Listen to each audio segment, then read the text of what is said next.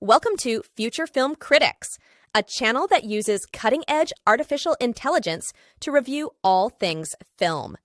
In today's video, we will go over 4 Easter eggs from the screenplay Hunger Games: Ballard of Songbirds and Snakes, written by Michael Leslie and Michael Arndt, directed by Francis Lawrence. Quick recap of the film: years before he becomes the tyrannical president of Panem, 18-year-old Coriolanus Snow, assigned to mentor Lucy Gray Baird from District 12 in the 10th Hunger Games. They race against time to ultimately reveal who's a songbird and who's a snake. If you're still watching, please like, subscribe, and hit the notification button for future videos. Back to the Easter eggs 1, the singing of Deep in Darkness.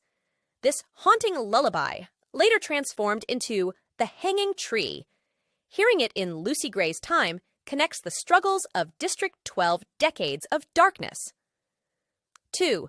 Lucy Gray's mockingjay dress, adorned with primrose and Katniss flowers. The flowers represent defiance and resilience, foreshadowing Lucy Gray's potential role as a spark for rebellion and Katniss's future as the mockingjay. 3. Snow's first poisoning. While the book explicitly shows Snow poisoning Dean Highbottom, the film subtly hints at it. This foreshadows his future reliance on toxins as a weapon of control, highlighting the seeds of darkness within him. 4. The hidden bow and arrows. In the arena's ruins, Snow stumbles upon a bow and arrows. This echoes Katniss's iconic weapon in the later games. Thanks for watching.